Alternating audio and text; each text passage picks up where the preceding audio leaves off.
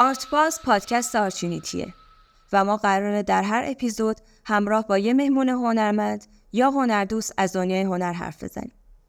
از ارتباط هنرهای تجسمی با هنرهای دیگه و حتی تکنولوژی بگیم و گالری گردی کنیم. بخش دیگه آرتباز به معرفی یکی از هنرمندان آرچینیتی میپردازه که آثارش رو میتونید در وبسایت آرچینیتی ببینید و بخرید. اینجا خبری از داستانهای تکراری تاریخ هنر نیست و ما در تلاشیم رسانه‌ای باشیم که از هنر امروز ایران صحبت میکنه. آرتباز رو میتونید در تمام اپلیکیشن های پادگیر ببینید یا بشنوید.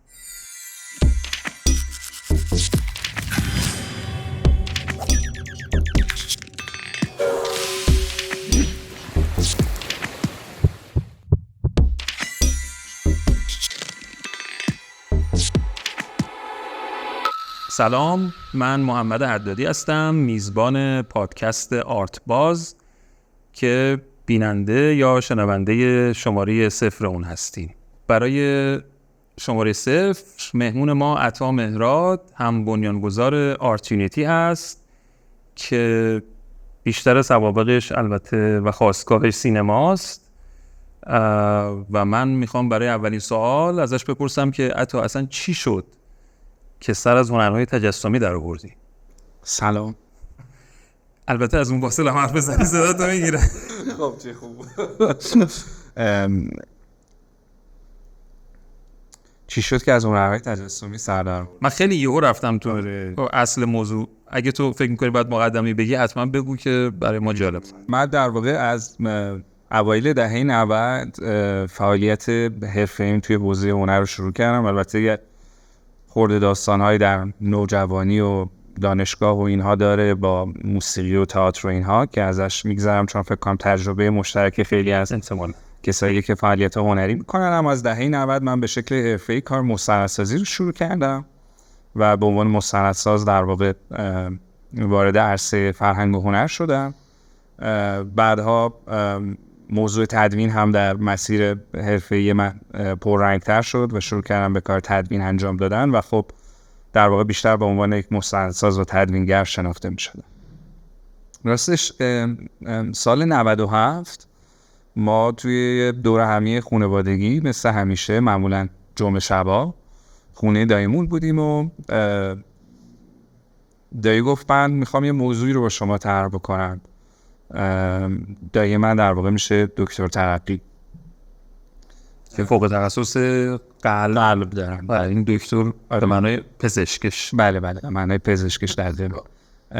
گفتیم چی؟ و گفت من با یه پروژه‌ای آشنا شدم اخیراً که توی انگلیس 2 خانم جوان یه پروژه‌ای رو شروع کردن که آثار هنری افوردبل یا مبرون به صرفه رو دارن در اختیار مخاطباش قرار میدن که توی یه پلتفرم آنلاین داره اتفاق میفته و یعنی میفروشن و این موضوع خیلی ذهن من رو درگیر کرده از 2 جهت. یکی این که خب خیلی خوشم اومده از این ایده و فکر میکنم جای خالیش در ایران وجود داره و دوم این که من فکر میکنم که ما به عنوان یک خانواده باید یه سهمی از کسب و کار اینترنتی در آینده داشته باشیم که خب هر روز داره کسب و کارها به اون سمت حرکت میکنه و خب حالا دکتر ترقی اصولا درسته که پزشکه ولی توی پروژه های مختلف فرهنگی در واقع تجربه کرده، کارهای متفاوتی انجام داده، یعنی دور نیست از این موضوع و خب اینو گفت و خیلی جدی به نظر نمی اومد این حرف و گفت من از هر کی که کمکم بکنه استقبال میکنم برای این موضوع. گذشت و حالا یه چند روزی فکر کردم تو مثل همون سربازای ردیف اول گفتی من. نه اولش نگفتم من، ولی گذشت و دوباره این موضوع رو طرح کرد و گفت من خیلی جدیم برای این کار و من اونجا گفتم من دوباره، یعنی هیچ کس بود، هیچ کس نگفت، من گفتم من هستم. در تمام فعالیت‌های هنری احتمالاً همون اولین نفری از اینکه میریم که بعد محبر آورد. من خیلی این کارو میکنم البته اصولا واقعا درست میگی، ولی نمیدونم یه هیجانی بر من هم داشت به جهت اینکه من همیشه عاشق فضای تجسمی بودم، حتی در رویاهام به نقاش شدن هم فکر کرده بودم، اما خب دیگه هیچ وقت مسیرش برام فراهم نشده بود. دکتر ترقی خودش در نوجوانی بسیار نقاشی میکرده و من نقاشیش رو دیدم، خیلی نقاشی جالبی هست و این هم بی ارتباط نیست فکر میکنم. یعنی جفتمون یه مسیری که فکر میکردیم شاید میشده رو اینجوری پیدا خواستیم بکنیم. یه جمله خیلی جالبی گفت دکتر ترقی اون روز، گفت که این کار رو انجام بدیم ولی یه چیزی رو در نظر بگیریم. حتی گفتم چی؟ گفت این کار با حرف زدن پیش نمیره، واقعا باید عمل بکنیم و من 2 بچه نوجوان تو خونم دارم و نمیتونم الگوی شکست و تنبلی برای اونها باشم. اگر قرار من یه کاری رو شروع بکنم باید به اونا نشون بدم که با تلاش میشود یه کاری رو پیش برد. حالا ممکنه تو پیش بری و به اون نتیجه مطلوبت نرسی، اما تلاش میکنی براش و گام به گام حرکتت رو نشون میدی. و میگفت این برای من ترسناکترین موضوعی که من برای اینا تبدیل به یک الگوی بدی بشه. خیلی حرف جالبی بود. من حالا پدر نیستم ولی این حسه و این نگاهه و اینکه ما میخوایم که یه کاری رو انجام بدیم یه انرژی رو توی من آزاد کرد. و خب ما شروع کردیم کارهای پژوهشی ابتدایی رو انجام دادن و بعد دیگه سارا مدغالچی به ما اضافه شد و ما 3 نفر شدیم هم بنیانگذاران در واقع آرتوینیتی و پروژه آرتوینیتی خب به مرور شکل گرفت، وبسایتش آماده شد، بالا اومد. ما آبان 98 وبسایت رو بالا آوردیم که البته از همون آبان 98 ما درگیر شرایط خیلی پیچیده‌ای توی فضای اجتماعی سیاسی ایران شدیم. بعدش هم که کرونا شد اصلا ما دورکار شدیم و مسیر در واقع توسعه کسب و کار ما در یک تلاطمی اصولاً شکل گرفت که خیلی هم با ماهیت کار ما سازگار نیست. یعنی اصولاً چون خرید اثر هنری یه آرامشی میطلبه، نیاز اولیه نیست، اصولاً در یک شرایطی که همه چی تامینه و همه چی در واقع فراهمه تو سراغش میری. ضمن که خب ما اومده بودیم که هنرمندهای نسل نو رو وصل بکنیم به طبقه متوسط شهری که دلشون میخواست با ارقام در واقع جمع و جورتری اثر هنری بخرن. بنابراین طبقه‌ای که ما مخاطبمون بود به شدت در این تلاطمات اقتصادی سیاسی اجتماعی درگیر بود. یعنی ما با اون اولی ضربه ها رو معمولا همون طبقه دقیقاً درگیر. و خب من فکر میکنم که کسب و کار ما هم حتما که متأثر از این شرایط و این اتفاقات بوده، اما خوشبختانه من فکر میکنم که آرتوینیتی توی همه این سالها خیلی در واقع مسیر همیشه رو به جلویی داشته، همیشه در حال توسعه بوده، همیشه پیشرفت کرده و همه ما 3 تا، حالا سارا که مدیر عامل مجموعه است، من و دکتر ترقی و حالا اعضای دیگه هیئت مدیره و کل تیم که 15-16 نفری با هم هستیم الان، خیلی خوشحالیم معمولاً از اتفاقایی که در آرتوینیتی میفته و شرایطی که براش پیش میاد.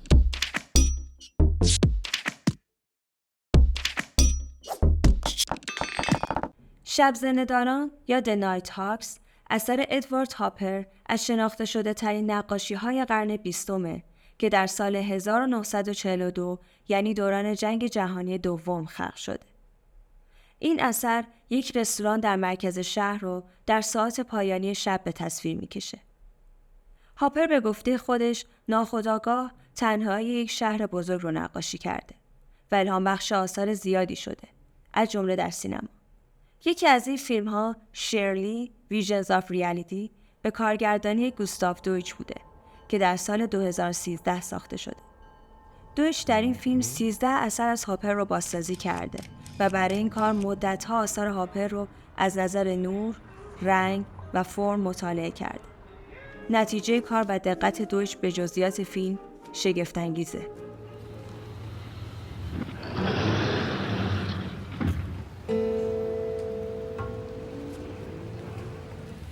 I'm better off this way. No sleep all night.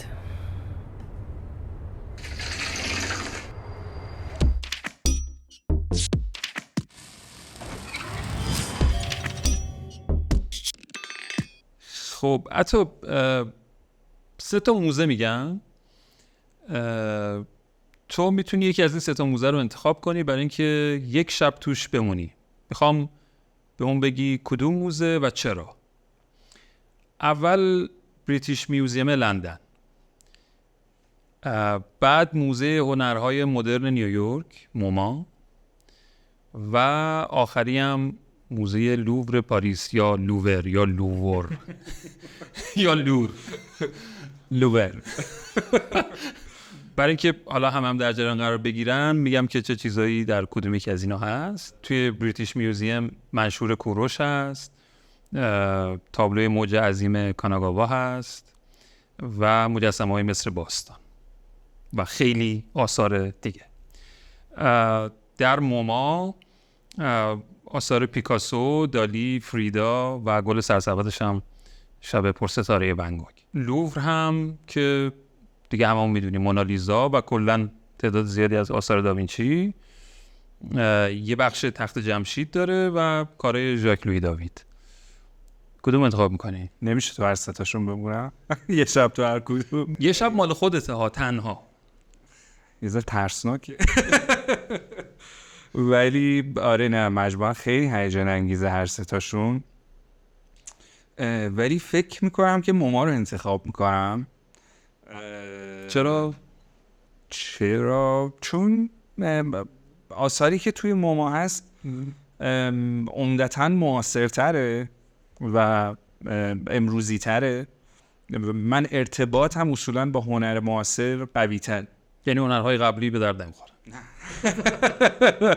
خیلی باحالن همه اینا، ولی من خودم احساس بهتری دارم. یعنی با زمانه من انگار سازگارتره، با دغدغه‌های من، با کنجکاوی‌های من. هنرمند امروز و هنرمند معاصر هنرمند کنجکاوی برانگیزتریه برای من. ما وقتی میگیم هنرمند معاصر خب بازه بزرگتریه. من این تعریفی که میخوام بدم و بیشتر در مورد هنرمند زنده میخوام بدم.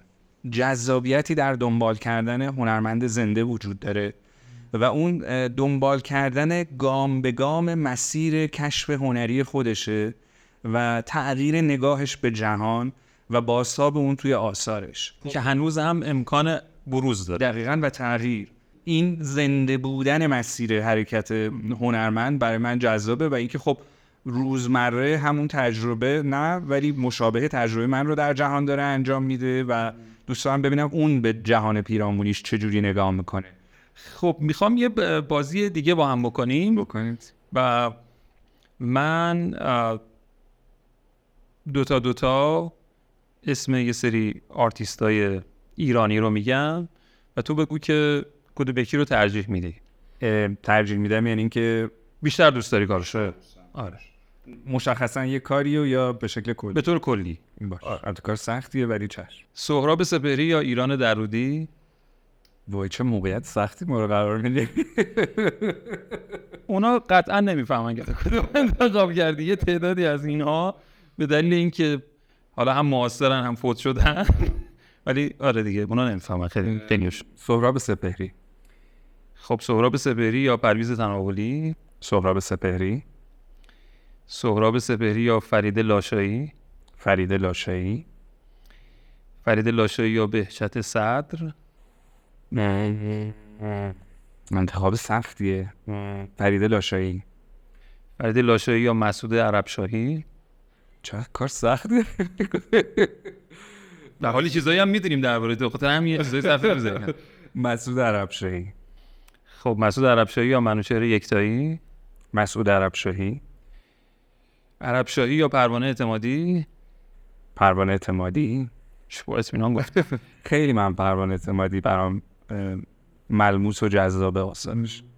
البته واقعا این انتخاب سخته چون همه اینا اساتید خیلی یعنی کارشون همشون هیجان انگیزه، ولی حسی و شخصی من کارهای پروانه اعتمادی برام خیلی هیجان انگیزه.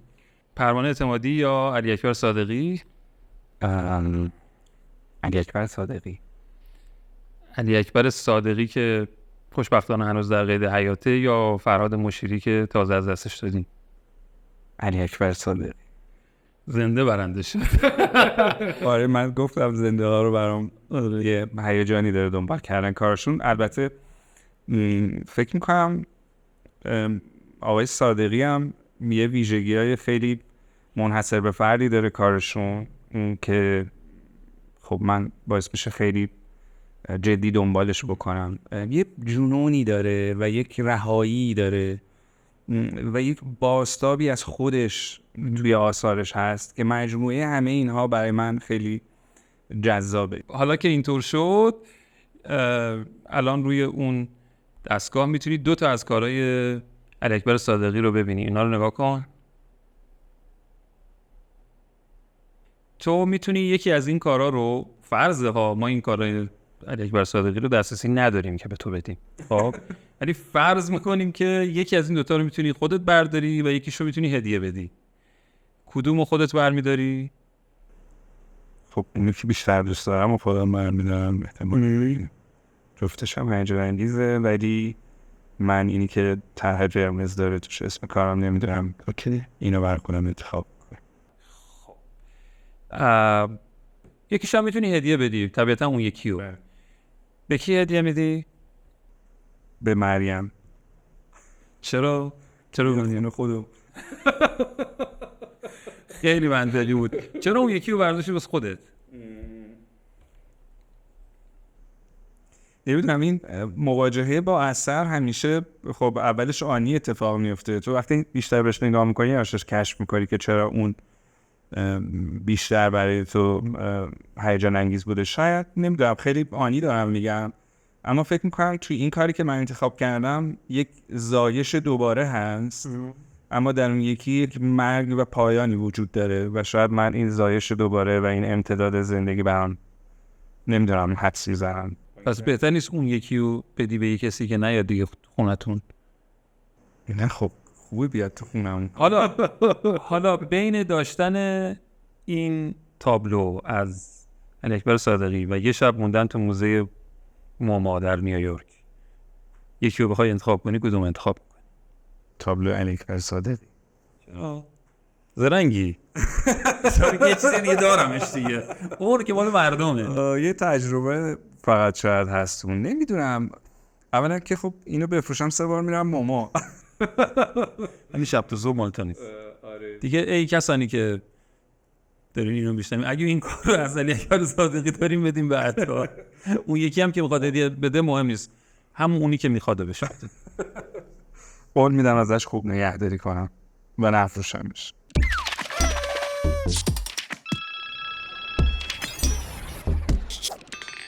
از بین هنرمندان آرتیونیتی تصمیم گرفتیم این بار سراغ فاطمه بیتگلی بریم. فاطمه به خوبی از رنگ‌های گرم، درخشان و متنوع استفاده میکنه و ترسی از به چالش کشیدن خودش در بازی با رنگ‌ها نداره. آثار این هنرمند محدود به یک رویکرد نیستند و علاوه بر کارهای انتزاعی، نمونه‌های خوبی از آثار فیگوراتیو در کارنامه هنری خودش داره. برای دیدن آثار فاطمه بیتگلی به وبسایت آرتیونیتی به آدرس artunity.art سر بزنید. از بیرون که به آرتیونیتی نگاه میکنید به نظر یه پلتفرم فروش اثر هنری میاد که یه دی میان یه کاری رو از توی سایت خریداری میکنن و میرن. ولی من میدونم که فعالیت‌های بیشتری اون پشت در جریانه و پروژه هایی که احتمالاً خیلی توی چشم نیست. من میخوام توی این بخش راجع به این بیشتر با هم حرف بزنیم و تو درباره پروژه های جاری و آینده و چشمانداز آرتیونیتی برامون خیلی مختصر توضیح بدی. ببین، آرتیونیتی توی به هر صورت ابعاد مختلفی داره حرکت میکنه. یه بخشش که خب شاید در واقع پیشانی یا ویترین آرتیونیتی همین در واقع فروش اثر توی یه پلتفرم اینترنتی. اما خب ما چند وقتی که فضاهای فیزیکی رو هم بیشتر کردیم توی آرتیونیتی و توی فروشگاه‌ها و گالری‌ها حضور پیدا می‌کنیم و رویدادهای متنوعی رو طراحی می‌کنیم که خوشبختانه خیلی هم ازشون استقبال خوبی شده و خیلی هم به خود ما انرژی داده و ما رو بیشتر در واقع به این سمت برده که تعداد رویدادهای در واقع حضوریمون رو بیشتر بکنیم. ولی یه بخش دیگه هم آرتیونیتی در واقع داره که شاید این بخش کمتر از همه بخش‌های آرتیونیتی دیده شده و اون بخش همکاری ما با سازمان هاست. من معذرت میخوام، من شنیدم که تو چند ماه اخیر در همین سال 1403 شما بیش از 1200 نقاشی خلق کردین. درست عددش رو درست گفتم؟ بله، ما سال گذشته سال 1402 با گروه کسب و کار آذرستان وارد یک پروژه‌ای شدیم و یه همکاری رو انجام دادیم. این مجموعه تو همه این سالهایی که فعالیت می‌کرده به جامعه مخاطبین خودش خب مثل خیلی از مؤسسات و شرکت‌ها ایدی میداده و تا جایی که من متوجه شدم عمدتاً تو این سالهای اخیر اون هدیه‌ای که میداده رو روی صنایع دستی متمرکز کرده بوده، تا اینکه حالا در واقع با مجموعه آرتیونیتی آشنا شدن و اومدن و حالا یه رفت آمد خیلی زیادی بین ما اتفاق افتاد تا اینکه به این نتیجه رسیدن که در واقع رسیدیم با هم که ما بیایم و نقاشی به عنوان هدیه ایدی بدن توی در واقع اون مجموعه که خب خیلی تصمیم جسورانه‌ای بود به جهت اینکه هم فاکتورهای در واقع تولیدی پیچیده‌ای داره، به جهت اینکه شما وقتی یه نقاشی خلق می‌کنیم نمیدونی دقیقاً قراره چه اتفاقی بیفته، در صورتی که توی صنایع دستی کپی میشه، یعنی شما یه موضوعی رو توافق بکنی با اون سازنده و اون هی کپی میشه. اما اینجا شما با تعداد یعنی 1200 تا نقاشی مواجهی که هر منحصر به فردن. به این شکل پروژه پیش رفت که ما برای اینکه خروجی با کیفیتی باشه اومدیم در امتداد مسیر هنری هر هنرمند پروژهش رو تعریف کردیم. کیوریتور پروژه کیمن بود، کیمن مهابادی. کیمن مهابادی که خیلی در واقع نقش موثری داشت در اون کیفیتی که در پروژه اتفاق افتاد، چون هم ما هم مجموعه در واقع آذرستان خیلی خوشحال بودیم از خروجی و این نمایشگاهی هم برگزار کردیم از خروجی آثار که خیلی استقبال خوبی داشت و خیلی بازخورده خوبی گرفتیم و این پروژه اومد به 1403 و بله انقدر بازخوردها خوب بود که اومد به 1403 و ما الان برای نوروز 1404 داریم خودمون رو آماده میکنیم و خب از 2 ماه پیش یعنی از اوایل تابستون این پروژه شروع شده و تا خود نزدیکای نوروز ادامه پیدا میکنه برای اینکه این آثار جمع آوری بشن و خیلی هیجان انگیزه. محمد شما تصور بکنید نزدیک نوروز که میشه 1200 اثر هنری منحصر به فرد و اورجینال میره روی دیوار 1200 خونه هایی که ممکنه اولین باره داره توشون اثر هنری وارد میشه و شما تصور بکنید اگر این مسیر چند سال تکرار بشه، در واقع آذرستان تونسته با کمک آرتیونیتی دیوار توی هر خونه تسخیر بکنه و اختصاصش بده به اثر هنری اورجینال از هنرمندای نسل نو. خیلی هیجان انگیز، من دارم میگم خودم اصلا یه حالی میشم. واقعا پروژه خیلی هیجان انگیز. همین که ما از خودنویس و نمیدونم سررسید به یه اثر هنری رسیدیم برای دید دادن در سال نو، این یه درایت خیلی فوق‌العاده است به نظرم و اینکه از آرتیستای جوان حمایت میشه به این طریق، شما به اونا سفارش کار میدین، اونا در راستای اپروچ هنری خودشون اثر خلق میکنن، این یه چرخه فوق‌العاده است واقعا. خیلی آورده‌های جالبی داره. من از سمت آرتیست‌ها هم یه چیزی بگم، حالا علاوه بر اینکه حتما خب یه بخش قابل توجهی به درآمدشون کمک میکنه این موضوع، بعضی از هنرمندای ما پروژه جدیدشون رو از دل تجربه همین پروژه پیدا کردن، یعنی جسارت پیدا کردن اینجا چیزهایی رو تجربه بکنن که قبلا نکردن و این الهام بخش پروژه بعدیشون شده، یا متریالی که قبلا استفاده نکردن آوردن اینجا تجربه کردن. یعنی ما اینجا با در واقع کمک کیمن یک فضای تجربه گرایی هم ایجاد کردیم برای هنرمندا و در واقع اونها یک گام در مسیر حرفه‌ای خودشون هم در واقع پیشتر میرن. حالا این یک خدمت از مجموع خدماتی که ما به سازمان‌های ارائه میدیم، یعنی اثر هنری رو به عنوان هدیه بهشون پیشنهاد میدیم. یه بخشی از خدماتمون در واقع خدمات مجموعه داری و مجموعه گردانیه، یعنی مؤسساتی که میخوان به عنوان یک مجموعه دار، یعنی به عنوان یک شخصیت حقوقی کار مجموعه داری بکنن. یه سری هم بحث ایونت هایی که میتونیم مشارکت بکنیم با مجموعه ها برگزارشون بکنیم. حالا این ایونت ها یه بخشش ایونت های آموزشی هن و تجربه های فرهنگی هنری هن که ما برای در واقع مثلا نیروهای انسانی یه مجموعه فراهم میکنیم، یا حالا ایونت های خلاقانه دیگه که ما تجربه های متنوعی با مؤسسات متنوع تو این حوزه داشتیم، نه تنها یک تجربه هیجان انگیزه براشون یا یه بخشش سرمایه گذاری براشون، بلکه بحث تغییر ذائقه و سلیقه اون افرادی که با اون سازمان در ارتباطن. و خب تو خودت هم هنرمندی محمد و میدونی که وقتی دریچه هنر تو زندگی آدم باز میشه، یعنی شما وقتی اونس پیدا میکنی با موضوع هنر، هم خب آرامش بیشتری داری، هم حال و احوالاتت بهتر میشه حتما، اما نوع نگرشت به موضوع تغییر میکنه. خودت رو الان چی تعریف میکنی؟ یعنی یه سینماگری که وارد هنرهای تجسمی شده یا یه کسی که الان بالاخره صاحب ایده است، صاحب نظر در هنرهای تجسمی؟ خودت رو چی تعریف میکنی؟ سخته این آخرین سواله. آره ببین، من خب اگه کرونولوژیشو بخوای تعریف بکنی، یک سینماگری هم که وارد حوزه تجسمی شده، البته کسب و کار تجسمی. یعنی یه تفاوتی که هست اینه که اینجا من در واقع نقش یه آدمی دارم که داره توسعه میده کسب و کار فرهنگی هنری رو، اونجا خودم خالق اثر هنری ام و اینا دو تا جهان کاملا متفاوته. اما اصولا من ترجیح میدم این روزها خودم رو فعال عرصه فرهنگ و هنر بدونم. به نظرم خیلی تعریف جامع‌تریه و به من اجازه تجربه گرایی میده و من رو درگیر این محدودیت‌ها نمی‌کنه که این کار میتونم بکنم، اون کار نمیتونم بکنم.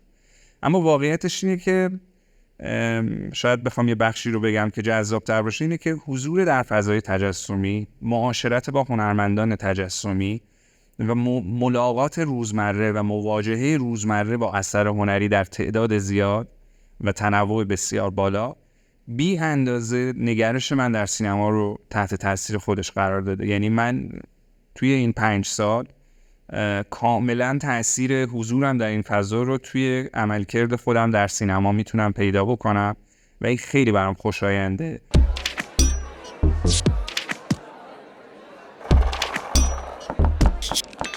یکی از رویدادهای مهم مرداد نمایشگاهی بود که به مناسبت 100مین سال تولد محسن وزیری مقدم به طور همزمان در 10 گالری برگزار شد.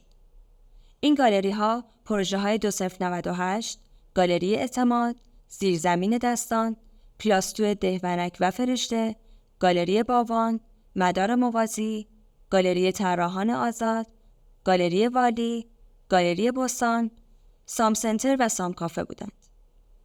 هر دوره از آثار وزیری مقدم در یکی از این گالری ها برای نمایش قرار گرفته بود. محسن وزیری مقدم یکی از تاثیرگذارترین هنرمندان ایرانی در قرن گذشته بوده. در استیتمنت این نمایشگاه گفته شده وزیری مقدم هنرمندی با ذهن خلاق بود که تمام زندگیش را وقف مطالعه کرد و در عین حال به نقاش، مجسمه ساز، نویسنده و معلمی تبدیل شد که دانش و اشتیاق عمیقی نیز به موسیقی کلاسیک داشت. موسیقی شاید نزدیکترین دوست و همنشین او به شمار می رفت.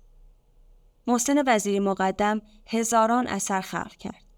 روش‌های جدید را آزمود. از زبان‌های مختلف بهره برد و مدام خود را از نو ابداع کرد.